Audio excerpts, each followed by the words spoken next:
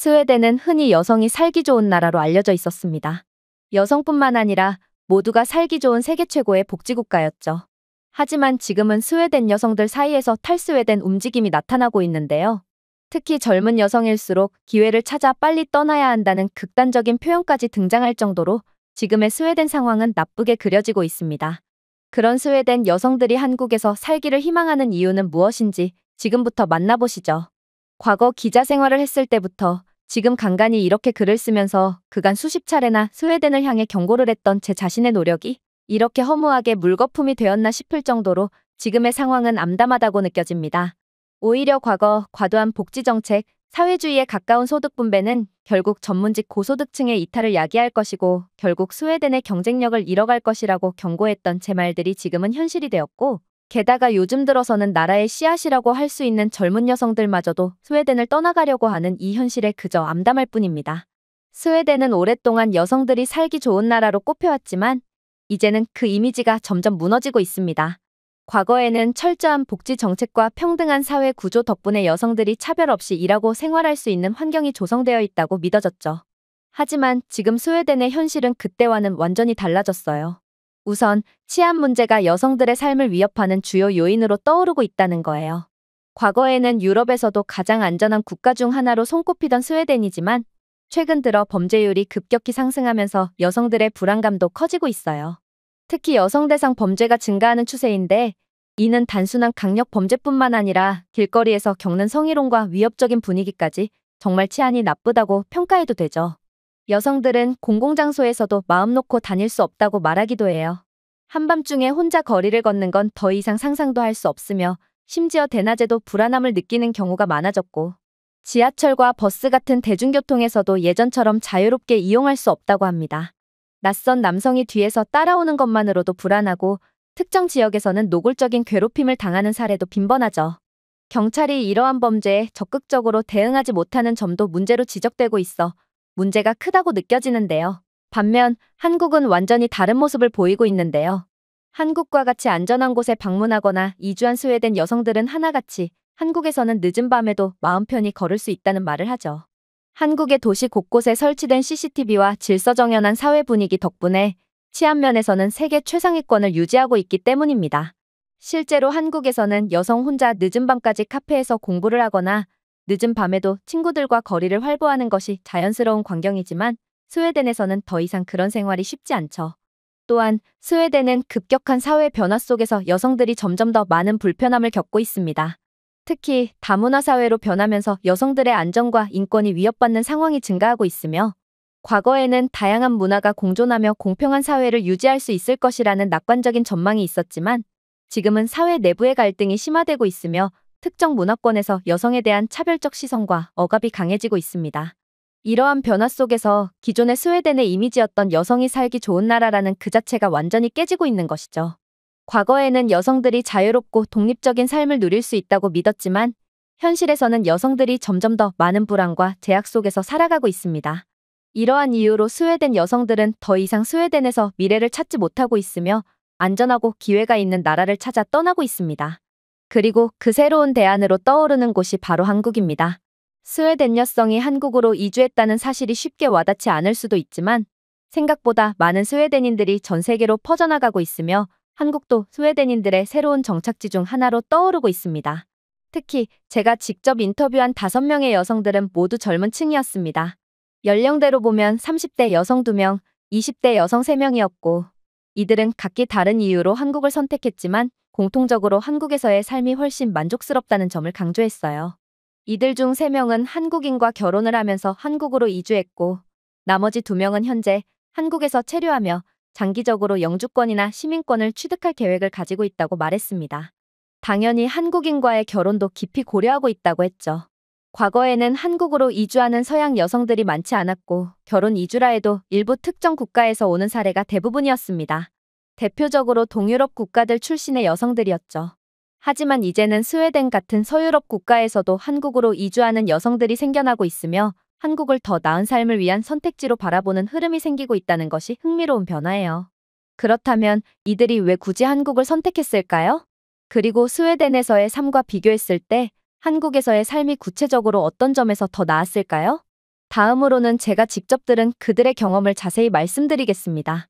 우선 스웨덴에서는 개인의 능력이 뛰어날수록 머리가 좋을수록 해외로 떠나려는 경향이 강하다는 점이 공통적으로 나타났어요. 이건 단순한 사회적 현상이 아니라 이미 젊은 층에서도 스웨덴에서 더 나은 미래를 기대하기 어렵다는 인식이 확고하게 자리 잡고 있다는 걸 의미하는데요. 과거에도 뛰어난 스웨덴인재들이 해외로 이주하는 현상이 있었고, 이를 두고 머리 좋은 스웨덴인들은 다 이민을 가서 결국 그들의 자녀들이 해외에서 태어나고 자랄 것이기 때문에 두뇌들은 해외로 유출되고 반대로 스웨덴에는 그저 그런 두뇌를 가진 사람들만 남게 된다는 우려가 나오기도 했어요. 사실 이 말이 처음 나왔을 때는 그냥 낭설처럼 들렸는데 지금의 상황을 보면 꼭 그렇지만도 않다는 생각이 들기도 해요. 물론 이런 주장이 극단적인 해석일 수도 있겠지만 확실한 건 스웨덴에서 교육을 잘 받은, 즉 능력이 뛰어난 젊은 층일수록 해외 이주를 꿈꾸고 있다는 것이죠. 아직까지도 스웨덴에는 뛰어난 교육을 받고 글로벌 시장에서도 인정받을 만큼 똑똑한 사람들이 많아요. 하지만 이들이 스웨덴에 남아서 기회를 찾으려고 하기보다는 더 나은 환경을 찾아 해외로 빠져나가려는 움직임이 강해지고 있다는 거예요. 그리고 그들이 단순히 북유럽을 벗어나 서유럽, 북미로 가는 것이 아니라 이제는 아시아, 그중에서도 한국으로 향하는 경우가 늘어나고 있다는 점이 주목할 만한 변화였죠. 그러면 왜 스웨덴의 젊은 여성들까지도 한국을 선택하는 걸까요? 이 부분을 깊이 들여다볼 필요가 있다는 거죠. 일단은 무엇보다도 최근 스웨덴을 비롯한 유럽 전역에서 급증한 이민자 문제가 스웨덴 여성들에게 가장 큰 위협으로 작용하고 있다는 점을 강조해야 해요. 그리고 이에 대한 대비책으로 가장 자유로운 나라가 한국이라는 점이 중요한 포인트로 떠오르고 있죠. 이건 단순한 감정적 주장이나 개인적인 의견이 아니라 객관적인 통계로 밝혀진 사실이에요.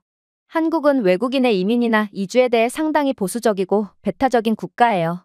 쉽게 말해 외국인이 한국에 정착하기가 쉽지 않다는 뜻이죠. 다문화 사회로 빠르게 변한 유럽과는 정반대의 상황이라는 거예요.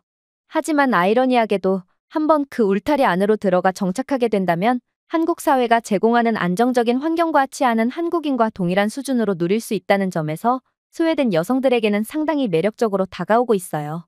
즉, 한국은 외국인이 쉽게 정착할 수 없는 만큼 이민자 문제가 사회적으로 심각하게 대두되지 않으며 동시에 치안 수준도 세계 최고 수준을 유지하고 있다는 점이 한국을 선택하는 이유 중 하나로 작용하고 있다는 거죠. 그렇기 때문에 인터뷰했던 스웨덴 여성들 또한 한국에서 살면서 가장 만족스러운 점이 무엇이냐는 질문에 밤늦게 돌아다녀도 안전하다는 것을 가장 먼저 꼽았어요. 스웨덴에서는 해가 지고 나면 여성들이 혼자 길거리를 걷는 게 위험하다는 것이 상식이 되어버렸죠. 과거에는 이러지 않았는데 참으로 한탄스럽지만 반면 한국에서는 오늘날까지도 밤늦은 시간 혼자 산책을 해도 되고 밤늦게 편의점에 가도 불안하지 않다는 점이 충격적이었다는 거예요. 한편으로는 한국이 외국인들에게 다소 보수적이고 폐쇄적이라는 점이 오히려 긍정적으로 작용하고 있다는 점도 흥미로운 부분이에요. 즉, 이민자 유입이 어렵다 보니 결국 치안 문제에서도 유럽과 달리 훨씬 안전한 사회를 유지할 수 있었다는 것이죠. 결국 스웨덴 여성들은 자신들의 나라에서는 잃어버린 안전한 삶을 한국에서 다시 찾고 있다는 게 핵심이라는 거예요. 단순히 이런 문제 때문에 이주를 고려하는 건 아닙니다. 당연히 수많은 이유들이 있고 이제부터 핵심을 짚어볼까 하는데요. 굳이 왜 한국이냐는 그 질문에 대한 답이 될 수도 있겠네요. 한때 스웨덴에서는 결혼하지 않고 여성이 혼자 아이를 낳아 키우는 것이 이상한 일이 아니었어요. 오히려 가족의 형태는 다양할 수 있다는 사회적 분위기가 강했고 싱글맘으로 살아가는 것이 자연스럽다고 여겨졌죠. 하지만 그 시기는 스웨덴이 다른 나라보다 월등하게 부유하고 복지 시스템이 탄탄했던 시절의 이야기예요. 요즘 같은 경제 상황에서는 전혀 다릅니다. 스웨덴은 여전히 싱글맘이 많은 사회지만 그럼에도 불구하고 과거처럼 혼자 아이를 키우면서도 경제적으로 문제없이 살 수 있는 환경은 이제 더 이상 존재하지 않아요. 과거 스웨덴 사회는 싱글맘이 많아지는 걸 자연스럽게 받아들이고 심지어 긍정적으로 여겼던 시기가 있었어요. 이제는 경제적인 어려움이 점점 커지면서 더 이상 싱글맘으로 살아가는 것이 쉽지 않다는 걸 모두가 체감하고 있지만요. 전에는 혼자서도 충분히 아이를 키울 수 있었지만 이제는 아이를 키우는 게 너무 힘들어졌어요. 물가가 치솟고 복지 혜택이 줄어들면서 싱글맘들이 감당해야 할 부담이 과거보다 훨씬 커졌어요. 스웨덴의 많은 여성들이 이제야 깨닫고 있다는 거죠. 스웨덴 사회가 변화하면서 더 이상 혼자 아이를 키우는 게 당연한 일이 아니게 되었고, 그래서 많은 여성들이 이제는 책임감 있는 배우자와 함께 안정적인 가정을 꾸리는 걸 더 중요하게 여기게 된 거죠. 과거에는 복지 덕분에 남성들이 결혼과 가정을 등한시해도 여성이 경제적으로 큰 타격을 입지 않았지만 이제는 그런 문화가 여성들에게 치명적으로 작용하고 있는 거예요. 이제는 여성들도 책임감 있는 남성을 원해요. 물론 연애야 자유롭게 할 수 있지만 결국 결혼을 하고 가정을 이루는 데 있어서 책임감이 있는 남성이 필요하다는 거죠. 그런데 스웨덴 사회에서는 점점 남성들이 결혼을 기피하고 연애조차 귀찮아하는 분위기가 강해지면서 여성들이 현실적인 고민을 하기 시작했어요. 도대체 어디서 책임감 있는 남성을 만나야 하는가? 그리고 이 질문에서 한국이라는 나라가 대안으로 떠오르고 있다는 사실이 흥미롭습니다. 한국 남성들은 여전히 전통적인 결혼이라는 틀 안에서 가정을 꾸리는 것에 대한 인식이 강하고 결혼을 하면 책임감을 가지고 가족을 부양하려는 태도를 보이는 경우가 많다고 합니다.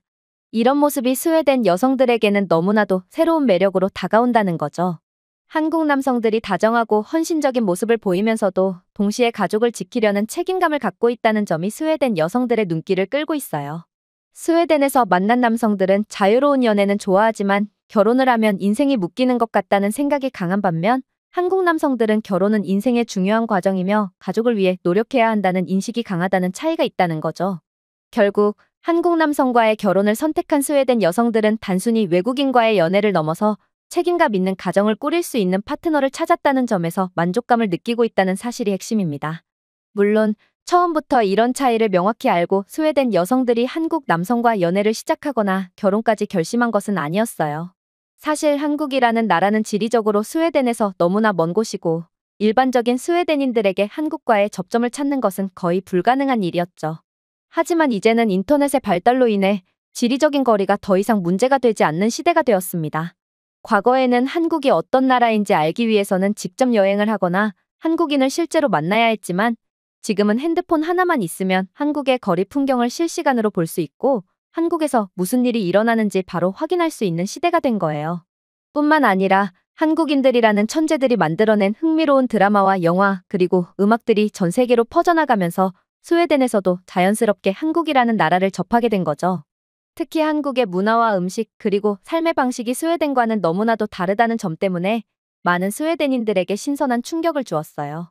그리고 그렇게 관심을 가지게 된 사람들 중 일부는 한국이라는 나라를 무작정 가보고 싶다, 한국어를 배우고 싶다는 생각을 하게 되면서 직접 한국으로 떠나는 사례까지 생겨나게 된 겁니다.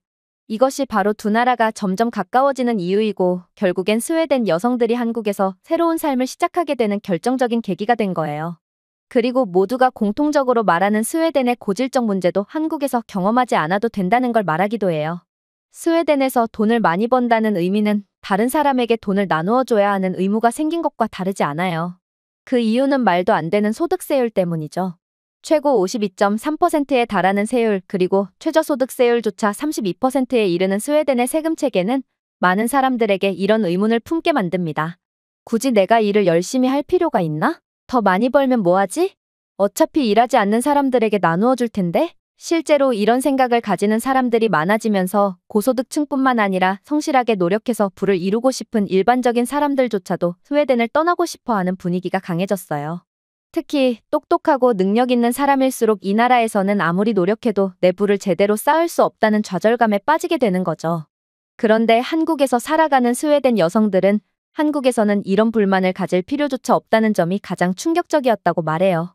한국의 소득세율은 상대적으로 낮고 세금 부담이 덜하다고 하죠. 노력한 만큼 더 많은 돈을 벌 수 있으며 그 돈을 온전히 자신의 것으로 만들 수 있고 사회 전체가 열심히 일하는 사람을 존중하고 그들이 더 많은 부를 쌓을 수 있도록 기회를 준다고 해요. 물론 한국이 스웨덴만큼 강력한 복지 시스템을 갖추고 있는 건 아니에요. 하지만 이 여성들은 실제 생활에서 스웨덴보다 복지가 부족하다고 체감한 적이 거의 없다고 말했어요.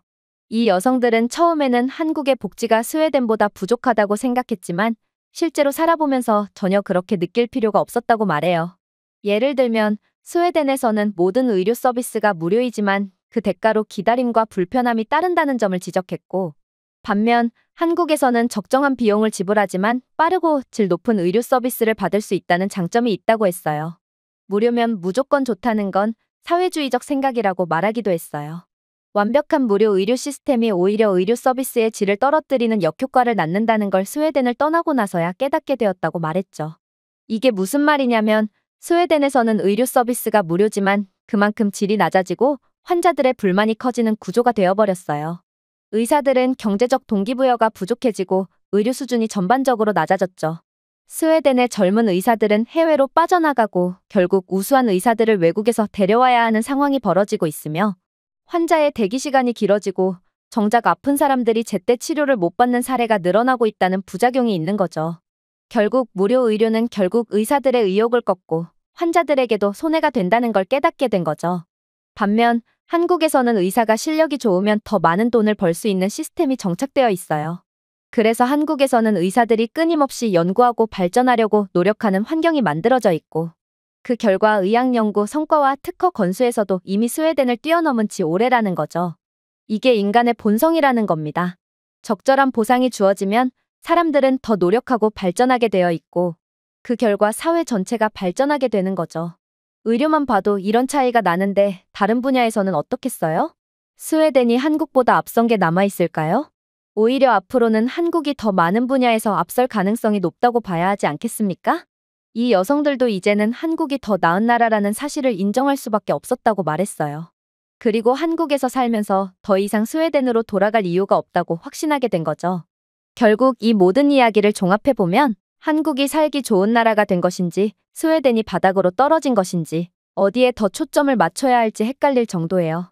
물론 한국의 발전은 누구도 부정할 수 없는 놀라운 성취입니다. 스웨덴의 몰락 역시 복지국가가 지속 가능하지 않다는 현실을 보여주는 사례가 되고 있죠. 과거에는 스웨덴 같은 나라가 완벽한 국가의 모델처럼 여겨졌던 것도 사실입니다. 강력한 복지, 높은 사회적 평등, 모든 국민이 안정적으로 살 수 있는 시스템. 그런데 지금의 현실을 보면 그 이상적인 시스템이 결국 얼마큼이나 오래 지속될 수 있는가에 대한 한계를 명확하게 드러내고 있어요. 결국 복지를 유지할 수 있는 건 경제력이 뒷받침될 때만 가능하다는 것. 고소득층의 이탈, 세금 부담 증가, 이민자 문제가 겹치면서 스웨덴은 점점 버티기 어려운 상태가 되었어요. 또한 상적인 국가라면 이민자 문제 또한 매우 잘 해결할 수 있을 것이라는 무모한 자신감이 결국 나라를 더 빠르게 무너뜨린 셈이 되었어요. 한때 전 세계에서 가장 이상적인 나라로 손꼽혔던 스웨덴조차 복지 시스템이 감당할 수 없는 수준에 이르면 도태될 수밖에 없다는 걸 보여주는 사례가 되었죠. 그래서 젊은 여성들이 한국으로 도망치듯 떠나는 걸 이해할 수 있을 것 같더군요. 그러니 이제는 이런 변화를 냉정하게 바라보고 앞으로 어떤 방향으로 나아가야 할지 고민해야 할 때가 아닐까 싶네요. 오늘의 영상은 여기까지입니다. 그리고 지금 화면에 나오는 영상을 아직 시청하지 않으셨다면 지금 바로 시청해보세요. 재미있는 다음 사연이 기다리고 있습니다. 감사합니다.